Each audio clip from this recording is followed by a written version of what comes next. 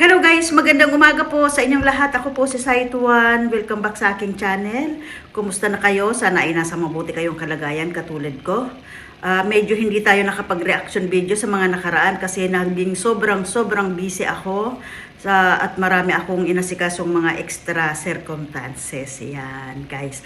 So anyway guys, unang-una ako ay nagpapasalamat sa inyong lahat at mag-iingat po tayo. Medyo hindi kagandahan ang lalo na yung mga taga Pilipinas at yung mga taga ibang bansa din katulad ko. Ingat po tayong lahat. Ngayon guys, ang gagawin natin ay ang gagawin kong reaction video ngayon ay si Nanay Ansing at saka si Inday Ukray at ganoon na rin kay Daddy Frankie, syempre sila kasi nag-viral yung pag-aaway nila Nanay Ansing at ni Inday Ukray. Alam nyo guys, ang masasabi ko lang dito, ito yung palagi kong sinasabi sa aking video.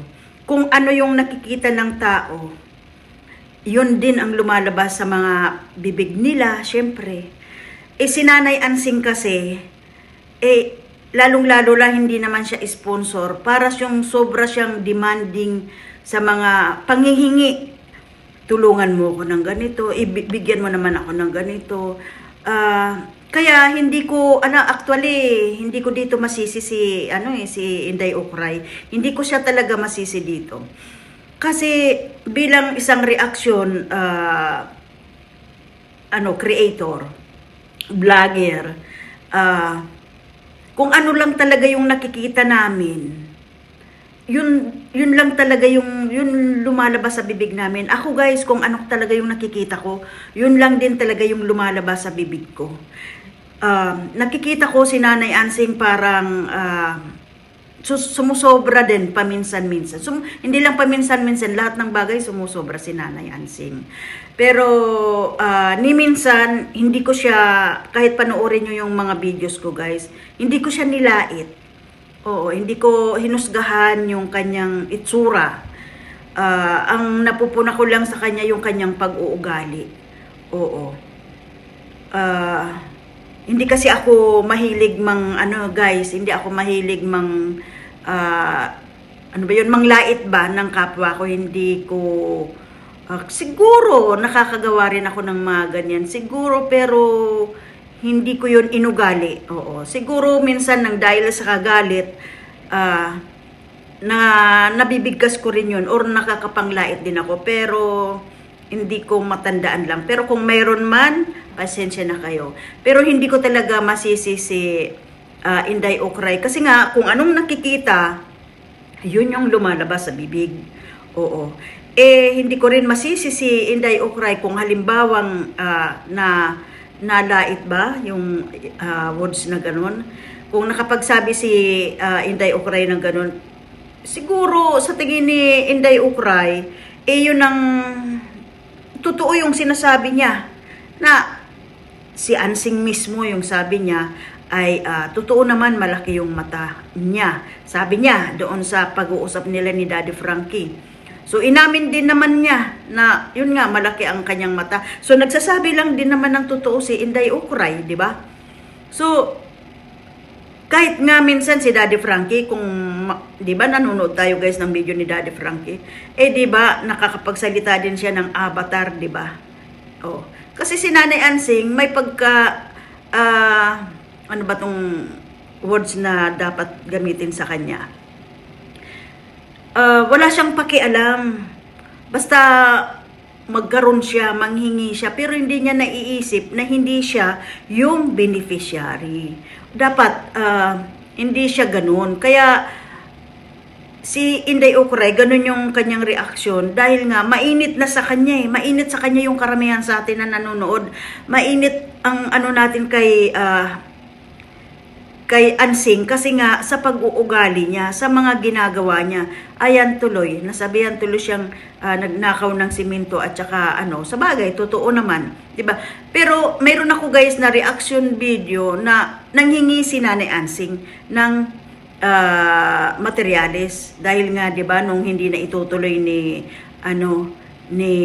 Daddy Frankie, kaya sabi ni Nanay Ansing, natatandaan ko yun, mayroon pa nga akong video ginawa na parang nanghingi ba si Nanay Ansing ng simento at saka yung materialis, ganyan. Pero hindi naman pumayag si Daddy Frankie. So dapat hindi yun talaga ginawa ni Nanay Ansing na magkumuha siya ng hollow blocks at saka simento. Kasi hindi naman siya pinayagan ni Daddy Frankie na kumuha. So talagang kung lalabas talaga kung iisipin natin ay yun ay isang pagnanakaw. Ayun guys. So yun ang parang may puti ako guys pero wala naman. Yun ang nakita ni Inday Okray, kaya ayun lang din naman yung siyempre galit si Inday Okray kasi nga ganyan, di ba? Si Nanay Ansing ganun din. Alam nyo guys, ang isa lang ang masasabi ko dito, palagi ko tong sinasabi. Kung si Nanay Ansing ayaw niyang mapintasan, wag siyang lumabas sa camera, wag siyang magpakita sa social media. Kasi lalo na maraming reactionist, talagang kung ano talaga yung nakikita sa kanya, gagawan talaga ng reaksyon. So kung ayaw niyang mareaksyonan yung kanyang sarili, kung ayaw niyang ma-involve sa tawag ng social media, wag siyang magpa-video, wag siyang lumabas sa social media. Pero gustong-gusto niya rin eh. Oo. Gustong-gusto niya rin. At saka, ang tingin ko doon sa pag-aaway nila, sa pagsasagutan, hindi naman yung pag-aaway, pagsagutan nila, ang naiisip ko lang kay Nanay Ansing ay para siyang, dahil nga hindi na siya masyadong pinapansin ni Daddy Frankie, parang nagpapansin na rin, parang ganun ba? Parang nagpapansin na rin siya dahil nga hindi na siya pinapansin ni Daddy Frankie. Siguro, gumawa rin siya ng idea para mapansin siya ulit. Pero, ayun nga, kahapon napanood ko yung pag-uusap ni Daddy Frankie at ni Nanay Ansing. Yun nga, hindi raw makalimutan ni Nanay Ansing yung sinabi ni Inday Okray na ganon. Siyempre, lalong-lalo na yung mga ginawa ni Ansing, yung panghihingi na parang wala nang katapusan na hingi, marami siyang, na hindi naman siya beneficiary, talagang nakatatak na yun sa ating mga manunood, yung pag-uugali ba ni Nanay Ansing. Kaya hindi ko rin talaga masisi si Inday Okray, pero ang isa lang ang masasabi ko kay Inday Okray ay parang siya yung mas nakakaintindi. Dapat, pero siguro sa bugso ng damdamin, kaya siguro yun nagawa ni Inday Okray. Oo, nabigla siya. Oo, nabigla. Pero kung maganda rin siguro yung approach ni Ansing, hindi rin siguro yun magkakaganon. So parang parehas lang siguro silang may pagkakamali. Pero ang hindi lang maganda kay Ansing ay ayaw siyang ma-real talk ba? Oo. Ayaw siyang ma-real talk. So dapat wag siyang lumabas sa social media. Kung ayaw niyang ma-real talk sa social media, wag siyang lalabas. Kasi dito sa social media, patigasan dito ng puso, patigasan, lahat nandito na. Kaya kung ayaw mong mabas ka, wag ka na lang magpakita sa social media. Oo. O kaya, wag mong ipakita na yung pag-uugali mo ay ganyan. Kailangan may respeto, kahit pwede ka naman manghingi, pero siguro sa magandang ano bang dapat kong sabihin, wag yung parang pinipilit mo kasi yung tao na magbigay sa'yo parang ganyan, paulit-ulit.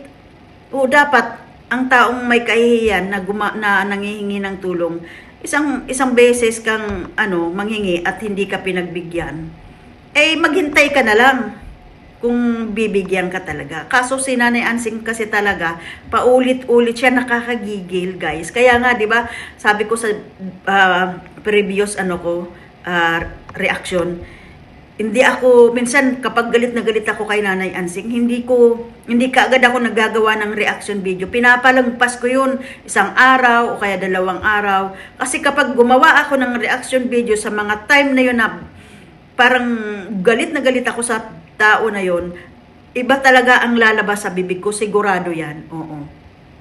Kaya hinihintay ko yun na parang humupa ba kaya bago ako mag-reaction video. So ang ano ko lang dito guys, hindi ko rin masisi si Inday Ukray kung bakit ganun ang kung may reaction video man siya. Kumbaga real talk lang din naman yung sinasabi ni Inday Ukray. Dahil na din sa nakikita niya siyempre kay Nanay Ansing sa ginagawa ni Nanay Ansing sa kanyang sarili. Dahil si Nanay Ansing mismo na nagsabi siya, no, yung mata ko malaki talaga. So, ibig sabihin, na-real talk lang siya ni Inday Ukray. At naiintindihan ko din naman tong si Daddy Frankie kung bakit hindi siya parang naistatwa siya sa panahon na nagsasagutan sila at saka si Mami Rochelle. So, syempre naman, mahirap. Pero maganda na rin yun na nakalabas yung kanilang mga damdamin. So, ngayon, sana magkasundo na, total na, kausap naman ni Daddy Frankie, si Nanay Ansing. So, sana kalimutan na yun. So, kung ayaw ni Nanay Ansing malagyan siya ng reaction video, huwag siyang lumabas sa social media. Kundi, kaso kapag nandun si Daddy Frankie kay Kuya Oliver, pasilip-silip din siya, nagpapapansin din talaga siya eh. Kasi nga, hindi na siya masyadong pinapansin ni Daddy Frankie dahil nga sa kanyang ginawa. May pagkabastos din kasi yung bibig niya eh. So, yun lang guys. So, guys, sa mga hindi pa nakakapag-subscribe sa aking channel, pakisubscribe nyo po, pakisuportahan nyo ang aking channel at pakipindot nyo ang bell button para po ma-notified po kayo sa lahat ng mga videos na i-upload ko. Basta piliin nyo lang yung all. So, guys, dito na lang muna. See you on my next video. Bye-bye.